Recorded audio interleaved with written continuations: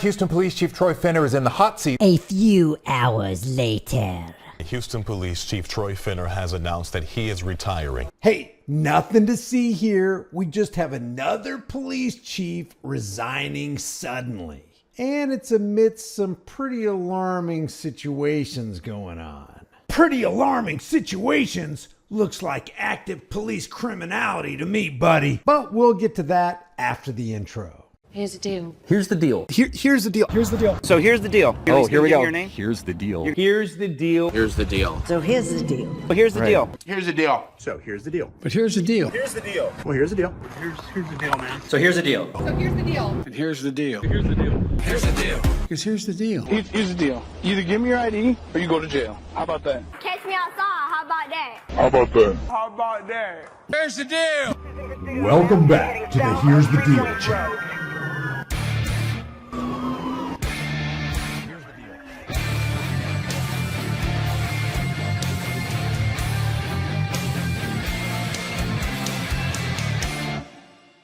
You know, they say there's a look you make when you're lying. Nobody expects politicians and police officers to still be lying in 2024, do they? This is Houston Police Chief Troy Finner. Well, former Houston Police Chief Troy Finner. Finner's the guy who took over for disgraced Chief Art Acevedo, who oversaw one of the worst scandals in HPD history. The illegal no-knock raid on the home of Dennis Tuttle and Regina Nicholas. During the raid, Dennis, Regina, and their dog were shot dead inside their home. Turns out, according to an FBI investigation, the lead narcotics officer on the case lied to obtain a no-knock warrant to carry out the raid. Officer Gerald Goins was charged with 2 counts of felony murder. Officer Stephen Bryant had also been charged with evidence tampering for, quote, knowingly providing false information in a police report.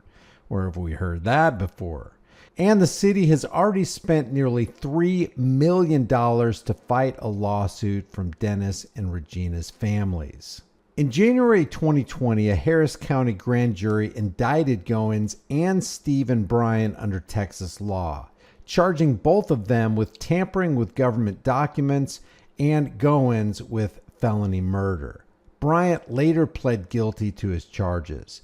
In March 2021, Patricia Ann Garcia, Dennis and Regina's neighbor, pled guilty to making the false call leading to the raid, and in June, she was sentenced to 40 months in federal prison. Just for a little follow-up, they have since changed the policy, they say, for obtaining a no-knock warrant. The police chief and the district judge need to sign off on it, and the raid is to be carried out by a professional tactical team. But check this out. Due to the false statements made by Goins and Bryant concerning the raid, Houston police began a systematic review of some combined 14,000 cases which had been handled by the officers in Goins' squad. By the end of 2020, more than 160 of those cases had been dismissed. The bottom line is that former Houston Chief Art Acevedo presided over a department that was filled with criminal acts against the public. No different from the findings from the 1994 Mullen Commission, where they concluded that the NYPD was, quote, characterized by brutality, theft, abuse of authority, and active police criminality. In 2021, Acevedo left for Aurora, Colorado, and Finner, who had been with the department since 1990, took over as the new police chief. So today we find out that Troy also has some seriously scary skeletons in his closet, possibly a trail of lies and cover-ups, according to some. Now he has suddenly chosen to retire. Why? Because questions have been raised about more than 260,000 suspended investigations, including 4,000 sexual assault charges and 97 rape cases with DNA evidence. Houston Police Chief Troy Finner is in the hot seat over when he knew cases were getting shelved for lack of manpower. An internal HPD email reveals Finner was aware of an internal code to suspend cases long before he originally claimed. Jeremy Rogowski broke the story and is back with more on what he uncovered. Jeremy. Well, Mia and Len, the code suspended lack of personnel was used to shelve some 260,000 incidents at HPD, ranging from minor theft to rape. We found evidence Troy Finner knew about the code years before he told the public he was made aware of it. 3 times over the past 3 months, Chief Finner stood at the podium and told Houstonians what he knew and when. In November of 2021, November 2021 was the first time I was made aware of this code being used. But this email KHE 11 Investigates obtained contradicts Finner's public claims. It's from July 2018, more than 3 years earlier, and addresses a road rage incident that was suspended for lack of personnel, despite having workable leads, like a full license plate and ID of the suspect.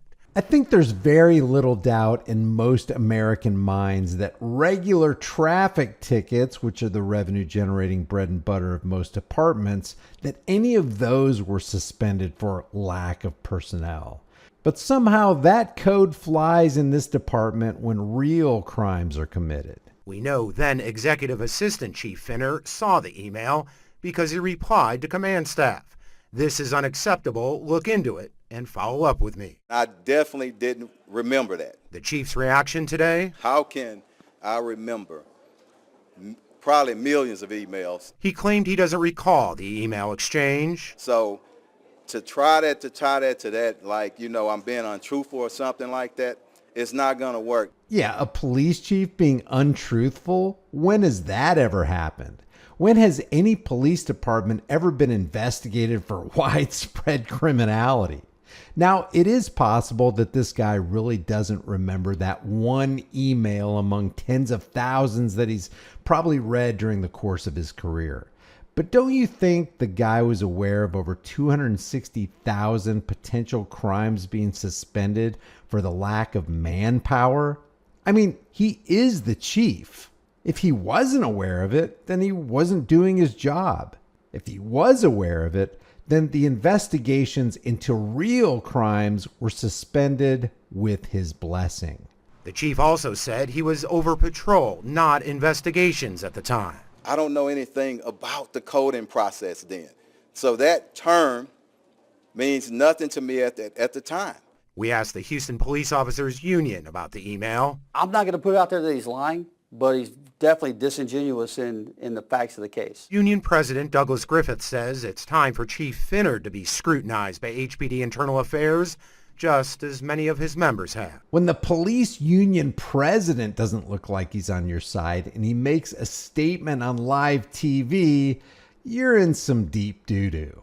How can you sit there and preach that other people should be held accountable when you're not holding yourself accountable? And Griffith adds that Finner could have and should have done more back in 2018, but Mia, as we know, ultimately more than 250,000 cases were shelved under this controversial code. Jeremy, curious what Mayor Whitmire had to say. Yeah, we are too. We reached out to the mayor's office. We were told he's not going to comment today. We'll be at City Council tomorrow.